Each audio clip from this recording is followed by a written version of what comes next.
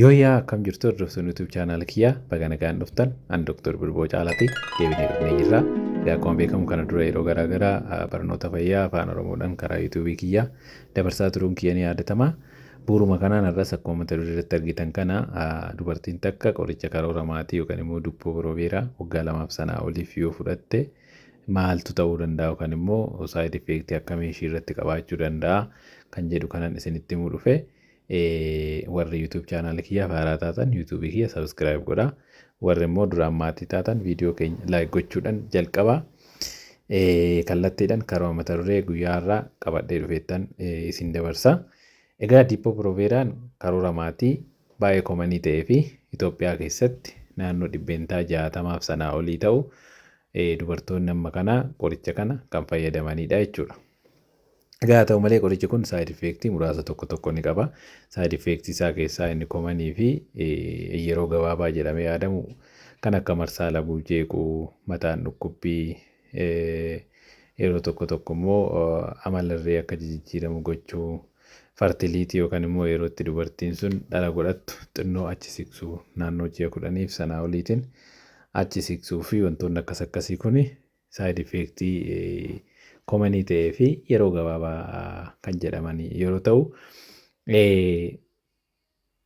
dippoon kun yookaan immoo karoorri maatii ji'a 3 fudhatamu kun waggaa 2 fi sanaa oliif yoo fayyadaman dhiibbaa akkamii geessaa kan jedhu kanadha. Baay'inaan dubartoonni gaafachaa kan turanii maaliifini namoonni yeroo dheeraadhaaf mala kana fayyadaman ni jiru argaa jirra bakka hojiitti waggaa 2 ol waggaa 5 waggaa 10 faallee kan fayyadaman ni jiru.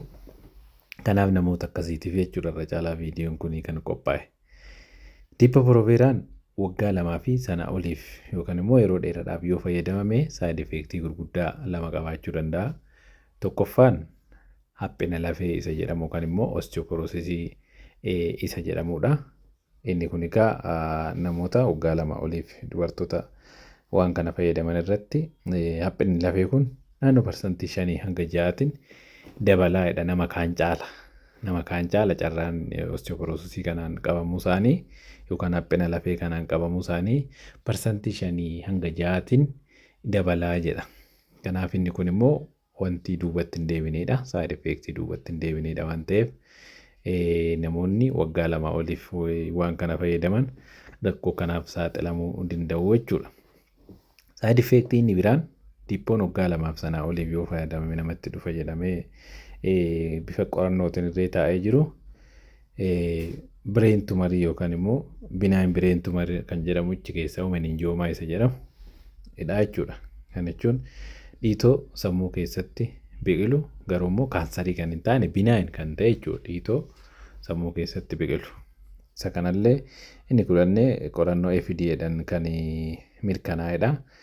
Yeroo dheeraadhaaf waan kana mala kana yoo fayyadaman carraan namni tokko waan kanaan qabamu naannoo dachaa 5tiin dabalaa'edha. Carraan namni tokko waggaa 2 sanaa oliif yoo mala kana fayyadame carraan bireen tumarii kanaan qabamuusaa naannoo dachaa 5 fi sanaa oliitiin dabalaa'edha. Kanaaf inni kunillee riskii biraadha jechuudha.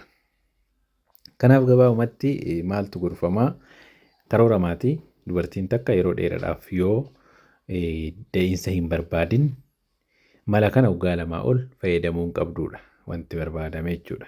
Kanaaf yoo waggaa 2 sanaa oliif karoora maatii fayyadamuu barbaaddite karoora maatii biraa fayyadamuudha jechuudha. Kanaaf dippoon waggaa 2 oliif akka fayyadamamu hin gorfamu jechuudha. Yoo dhuma filannoon dhabame malee dippoon waggaa 2 fi sanaa oliif hin gorfamu jechuudha. Kanaaf yoo yeroo sanaa oliitiif barbaadame maloota biraa fayyadamuun ni danda'ama jechuudha.